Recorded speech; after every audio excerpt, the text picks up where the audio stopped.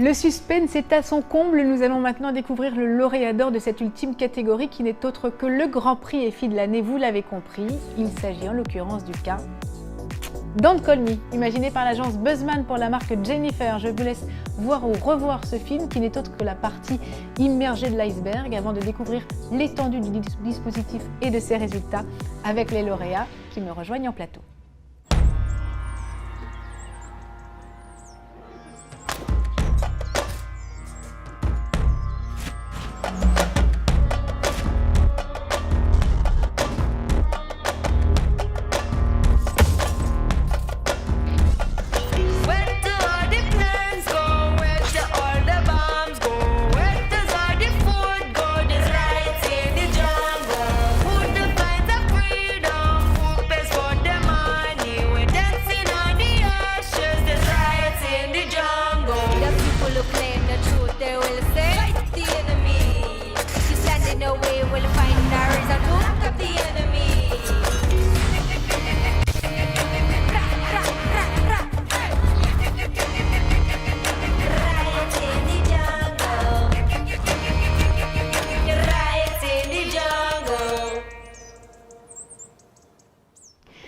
Sébastien Bismuth, bonjour.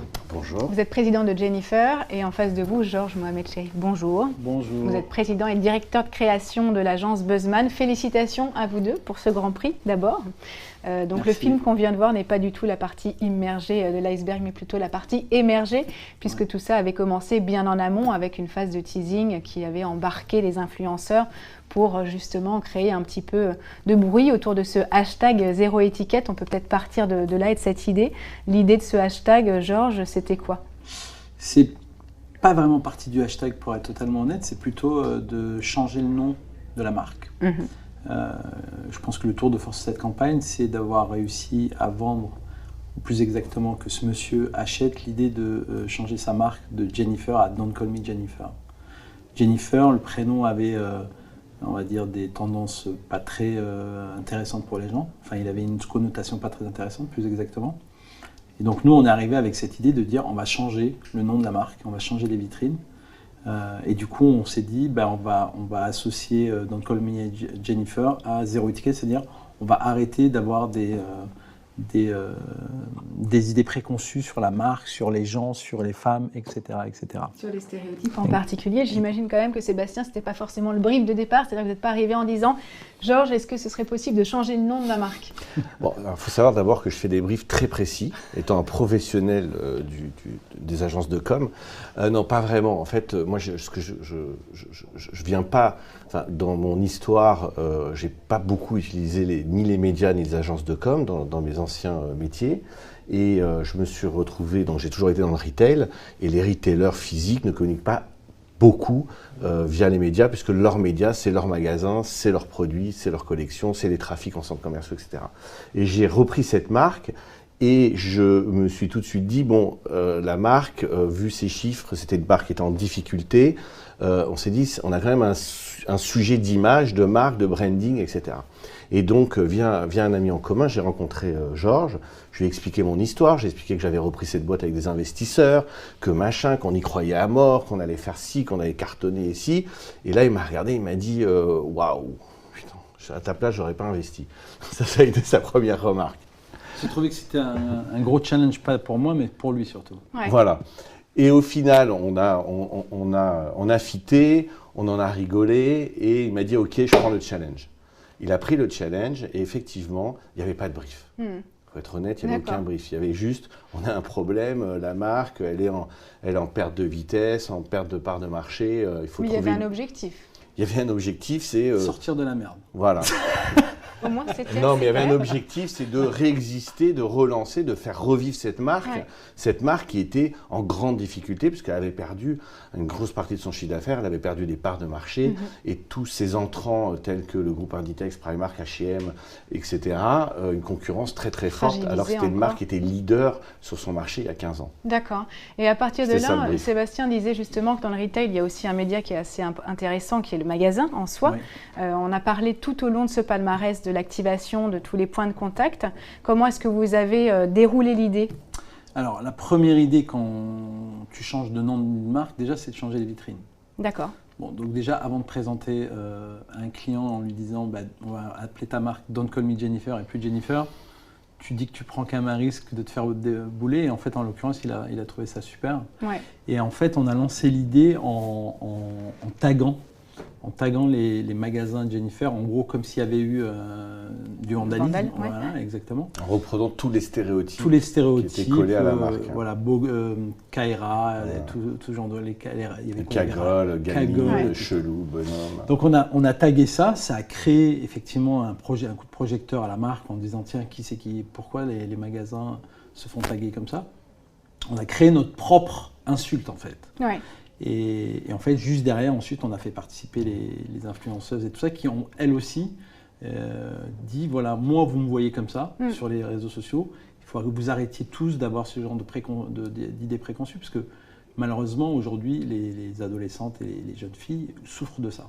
Ça reste un axe qui reste négatif, entre guillemets, au moins dans le mot, c'est don't, c'est aussi ne fais pas, ne dis pas. Est-ce que c'est parce que la période qui est un petit peu peut-être dans la contestation le permet? Est-ce qu'on se pose la question quand on fait ce choix? Non, parce que le vrai truc, c'est que c'est un reflet de l'adolescence. Et elle dit, moi, j'ai pas envie, à partir du moment où je vais chez Jennifer, on va dire que je suis une personne qui va chez Jennifer. Donc elles n'avaient pas envie. Et en fait, le vrai truc sur lequel je pense qu'on a appuyé sur un bouton qui était très fort, c'est qu'on a fait un micro-trottoir et les filles nous disaient on adore Jennifer, mais on enlève les étiquettes.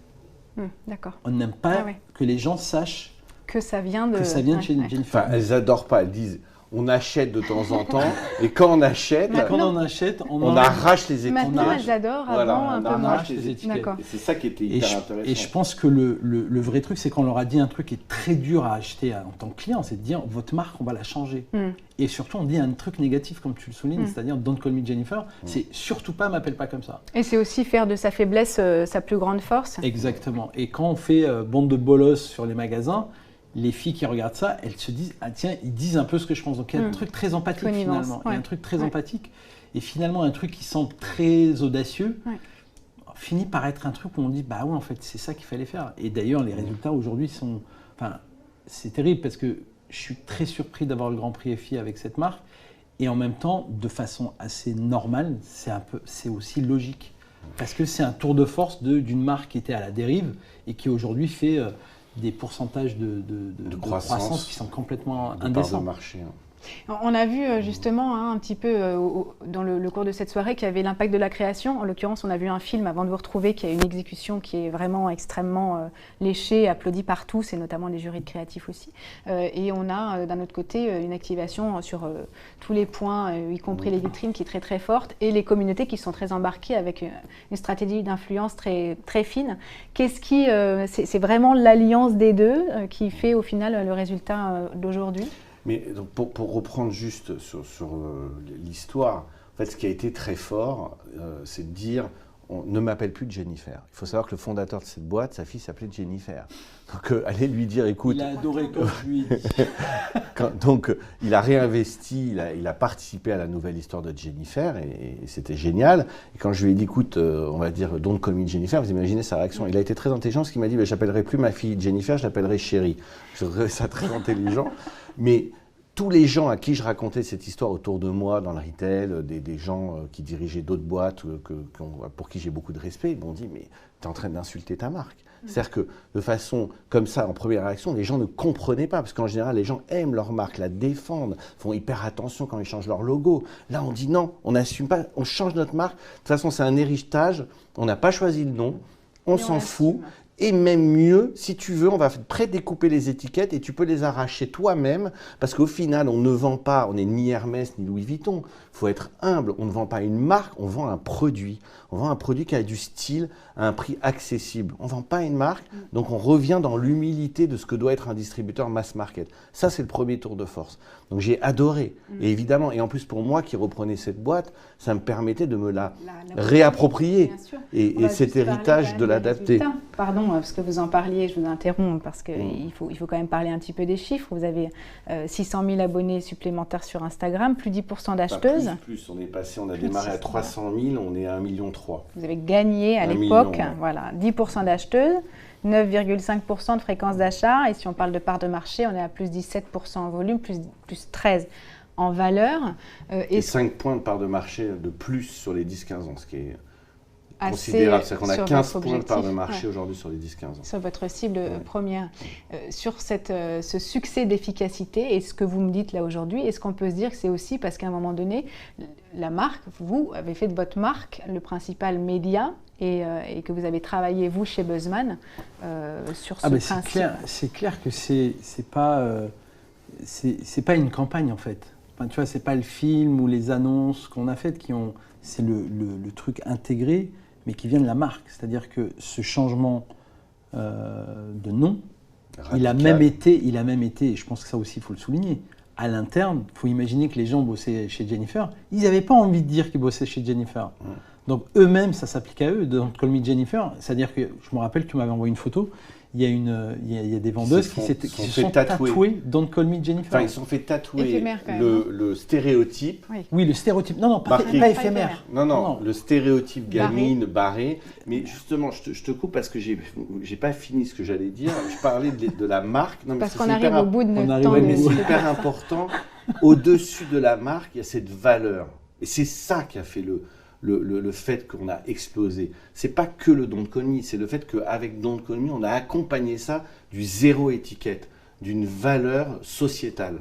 Et c'est ça qui a fait la différence. Et n'oublions pas un truc, peut-être on peut finir sur un truc comme ça, c'est que la génération X, Y, Z, comme on veut l'appeler, elle a un vrai sujet, c'est qu'elle veut surtout pas rentrer dans des cases. D'ailleurs, tu as quand même 56% de cette tranche d'âge qui n'achètent pas forcément des vêtements de son genre. C'est-à-dire qu'eux-mêmes sortent eux-mêmes. En fait, ça, c'est un truc qui existait déjà. Des produits donc, qui en fait, sont conçus pour eux. tout ça, c'est que de l'empathie et de la connivence avec une sensation, une vibration quand la génération X, on dit adolescents, mais en fait, c'est des adolescents. Il y a du why, il y a du contenu, et c'est là où vraiment on a apprécié. Et on est hyper fiers de gagner ce prix-là parce qu'on a eu très peur et Georges m'avait dit une bonne campagne ça fait peur et je ne croyais qu'à moitié de genre de phrases, de stéréotypes et j'ai eu très très peur jusqu'au jour du lancement. Je me suis dit mais on est fou, ça va être une cata et on a eu très peur et ça fonctionne. C'est assez engageant, je vais devoir couper parce qu'on est déjà à 11 minutes, je suis désolée Georges, pas grave, on en avait 9 et je vais dire donc aux annonceurs qui nous regardent que si les agences vous proposent une campagne qui vous fait peur, c'est plutôt bon signe. Je vous propose qu'on retrouve tout de suite Gauthier Piquet qui est président de l'UDECA mais qui va nous livrer son regard sur ce Grand Prix. Merci encore à tous les deux. Merci. C'était trop court.